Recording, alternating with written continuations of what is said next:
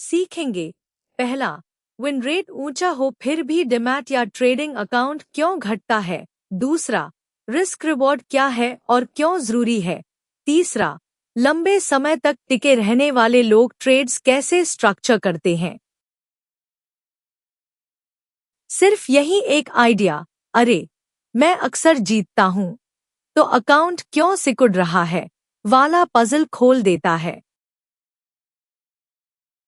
अगर ये सुनकर थोड़ा असहज लगा, कमेंट में लिखिए। साथ मिलकर समझते हैं। स्क्रीन पर बिटकॉइन का डेली चार्ट देखकर सुनिए। पहला सवाल, ट्रेडर ए की विन रेट 90, ट्रेडर बी की 60। एक साल बाद किसका अकाउंट बड़ा होगा? ज्यादातर लोग कहते हैं जाहिर है 90 वाला। यही रोज का जवाब है। वही इंस्टिंक्ट जो निफ्टी 50 के हर ग्रीन दिन का पीछा करता है और बड़े सेंसेक्स बटा मार्केट पिक्चर को नजरअंदाज करता है। लेकिन इतिहास देखें तो 60 वाला आगे रहने की संभावना कहीं ज्यादा है। हैरानी की बात है ना? और 90 वाला अकाउंट खाली कर दे, ये पैटर्न बार बार दोहराता है। क्यों? कारण ह्यूमन साइकोलॉजी में है। चार्ट के ज्यादातर बिगिनर्स यही करते हैं। ट्रेड थोड़ा ग्रीन हुआ तो वापस चला जाएगा के डर से तुरंत बेच देते हैं। जैसे चाय 10 रुपए 20 रुपए वाली महंगाई में बचाया छोटा मुनाफा अभी निकाल लो वरना गायब समझकर।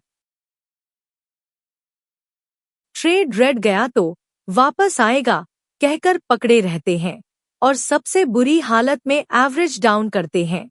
औसत कॉस्ट घटाने के लिए और खरीदना, जैसे 10,000 रुपए पर खरीदा 9,000 रुपए पर गिर गया, फिर 9,000 रुपए पर खरीदा तो औसत 9,500 रुपए।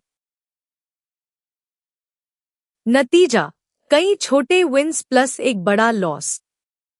लगता है जीत रहे हो, डीमैट में फिर भी पीछे।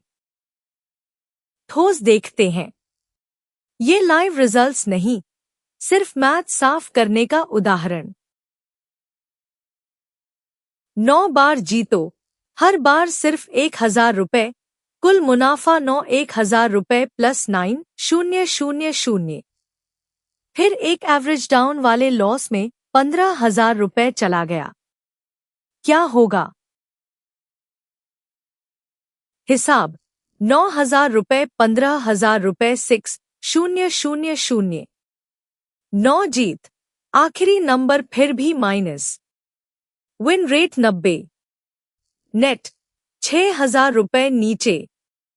आरबीआई पॉलिसी या निफ्टी चॉप में भी यही ट्रैप अकाउंट काटती है। यही है विन रेट ट्रैप। अक्सर जीतना और पैसा कमाना दो अलग समस्याएं हैं। सिप या ईएलएसएस की तरह डिसिप्लिन बिना सिर्फ जितनी बार सही गिनना डीमैट नहीं बचाता। सालों तक बाजार में टिके रहने वाले उल्टा करते हैं। सही हो तो ट्रेड को पे होने देते हैं, गलत हो तो जल्दी कट करते हैं। उदाहरण, एक विनर पर 4,000 रुपए लो, लॉस 1,500 रुपए पर काटो। रिस्क रिवॉर्ड 4,000 रुपए 1,500 रुपए 2.7। मतलब औसत जीत औसत हार से करीब 2.7 गुना। विन रेट 60 हो तो हिसाब, 6 विन्स 4,000 रुपए, 4 लॉसेस 1,500 रुपए, 24,000 रुपए 6,000 रुपए प्लस 18,000। सिर्फ 60% सही, फिर भी 18,000 रुपए आगे। मूल बात, लंबे समय का नतीजा विन रेट से कम, विन्स बनाम लॉसेस के आकार के अनुपात यानी रिस्क रिवॉर्ड रेशियो से तय होता है। तो छोटा हार कर बड़ा कैसे जीतें? कुंजी, सिर्फ अच्छी जगह से एंट्री। कहां और कब घुसते हो, उसी से रिस्क रिवॉर्ड ट्रेड चलने से पहले तय हो जाता है। इस बिटकॉइन डेली चार्ट पर वो जगहें सच में मौजूद हैं। निफ्टी 50 या सेंसेक्स के डेली पर भी वही लॉजिक लगता है। अगले लेसन से ढूंढना सीखेंगे और वही चार्ट पढ़ने का दिल है।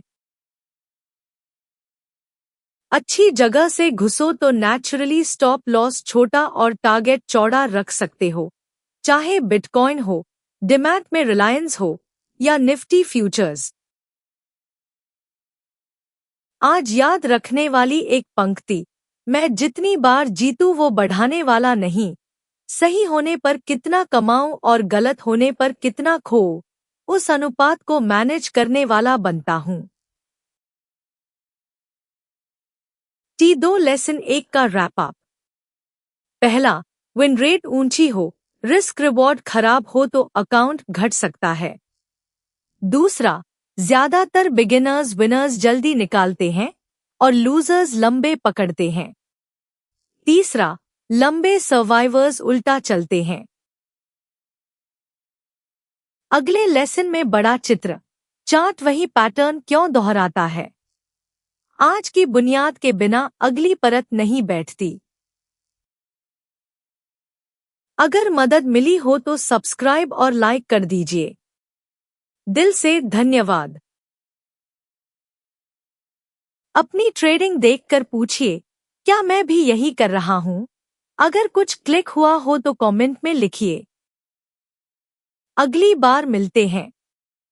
ये लेसन सिर्फ शिक्षा के लिए है, कोई स्पेसिफिक इन्वेस्टमेंट सलाह नहीं। हर ट्रेड की जिम्मेदारी आपकी अपनी है।